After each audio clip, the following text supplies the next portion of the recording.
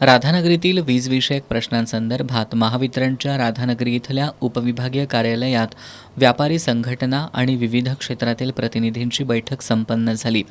बैठकीत महावितरणचे उपअभियंता ओमकार डांगे यांनी तालुक्यातील मान्सूनपूर्व तयारीबाबत माहिती दिली.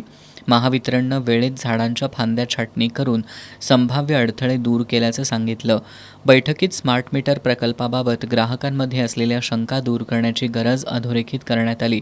स्मार्ट मीटरचे फायदे आणि संभाव्य तोटे याबाबत जनजागृती करून पारदर्शक माहिती देण्याची सूचना करण्यात आली. घरगुती आणि व्यावसायिक ग्राहकांनी रूफटॉप सोलर योजना स्वीकारावी, त्यामुळे वीज बिलात बचत होऊन पर्यावरणपूरक ऊर्जा निर्मितीला चालना मिळेल असं मत डांगे यांनी व्यक्त केलं.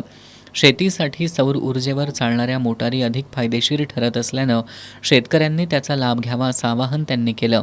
व्यापारी संघटनेचे प्रतिनिधी सुहास निंबाळकर यांनी दाजीपूर परिसरात पावसाळ्याच्या काळात वारंवार वीज पुरवठा खंडित होत असल्याचा मुद्दा उपस्थित केला.